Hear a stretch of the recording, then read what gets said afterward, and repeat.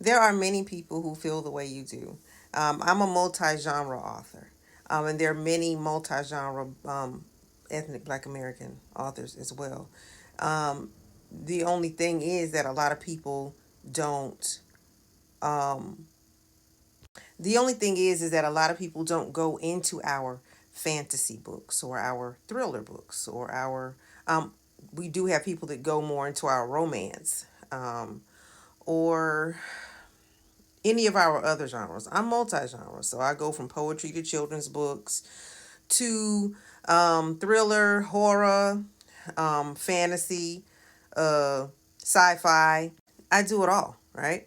But the one thing that I noticed that when people do think about Black American literature, they first go to their first thought is historical.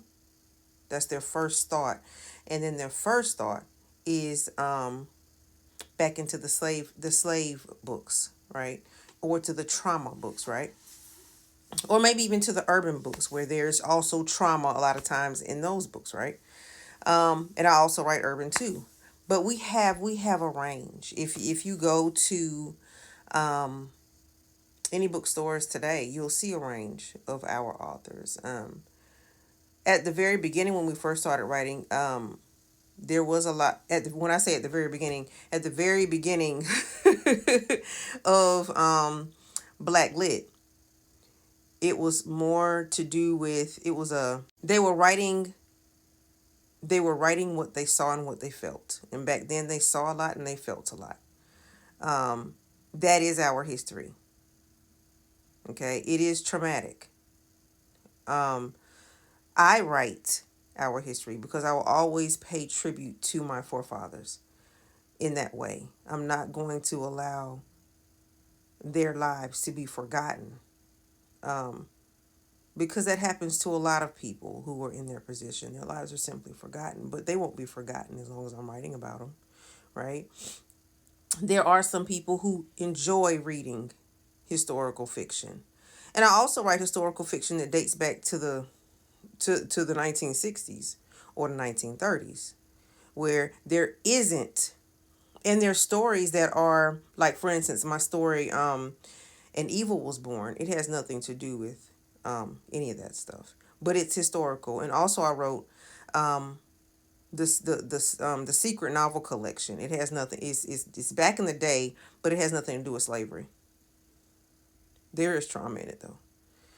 um there's trauma, psychological trauma. There's other stuff in there. So when it comes to stories, um you as a reader have to select the type of genres you like.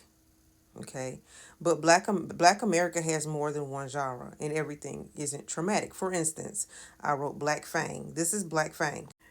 This is Black Fang. It's a young adult, but adults do read it. It's a young adult. It's an actual story, and if you like Marvel or anything, that's what it is. Okay, but it's us instead. It's us, and it has a common theme.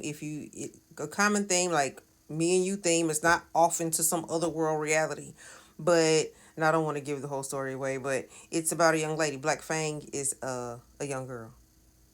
Um, that's who she is.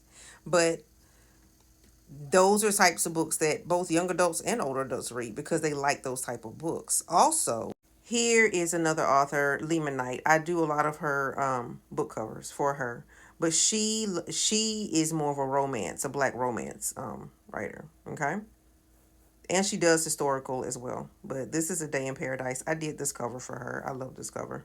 And here's one of my books. This is a thriller. It's a suspense. I Thought I Was Alone. It's not historical. It doesn't go into any slavery or anything like that, but it's a theme. Just like we have themes today. It's a theme. It's a horror, it's a thriller, and it's Black American. Here's another one of my thrillers. It's The Peephole. It's a young adult story. It's The Peephole, and this is also a thriller. Okay. And then, of course, I have my children's books. So when I grow up, I want to be living proof. Like, I did all the illustrations in this book. But yeah. So I think when you want to go and introduce your children to literature, choose select age appropriate. Also select themes that they already like today. We have a variety of things to read, and so you don't have to really push the hardcore historical stuff on there. But if you want them to read something historical, we have something like Roll of Thunder, Hear My Cry. That's an older book. You can let them read that. I read that when I was really really young. I was a reader though, and the trauma didn't bother me because I just knew that's reality. It actually helped me actually. It didn't traumatize me as it does some people. It doesn't traumatize me. It let me see life for what it is, and it actually helps me to explain it in a better way to younger people, okay? Cuz eventually they're going to find out. And you don't want your children to go through life ignorant of their own history. You know what I'm saying? It's traumatic. White people have a traumatic history in different countries. Native Americans have a traumatic history. Everybody has a traumatic history at some point. At some point, white women had a traumatic history. If there could be, I haven't read a book on it, but I just know the history. Um, they've had a traumatic history, whether people want to realize it or not. But yeah, some of them were tortured when they tried to fight for rights. So you want to choose an age, like when they're around teenage or whatever, or middle school. Um, they're going to be seeing real life things anyway, away from home. So you want to give them a foundation of why they are moving forward. And that was one of the things for me. I was glad my mom gave me books. Certain books, she would read them first, and then she would give them to me to read. And some of those things, I know where I don't want to be, and I know why I'm moving this way. If they don't know why them that knowing my foundation knew or made me know, yeah, I'm going this way. I understand what the civil rights movement was about. I understand what Sojourner Truth did. I understand why she did it. She did it for me. You see what I'm saying? I understand they took a lot. They took a lot. They didn't have to. But now I'm here. You see what I'm saying? So it's trauma, but it's a strength that I gained from that. And although you may feel traumatized by reading it, it doesn't necessarily mean that your children won't need that later on, won't need to remember that later on, because they have to know my people made it through. So that's what I got out of when I was little. It was some of it was difficult to read, but and back when I was growing up, they had it on TV. So um, they had it on TV all the time. So I already knew. But anytime I have a hard time in life, I remember what I saw. I remember what I read,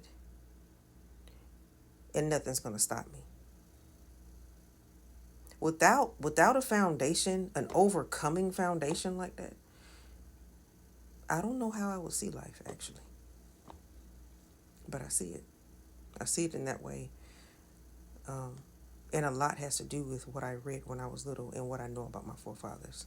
So, there are different books to read, um, but it's up to you as a parent what you want them to know, uh, and what type of books you want them to read. You just don't want them out here ignorant, because you don't want someone else telling them about themselves, because they're going to tell them wrong, okay? You want it right.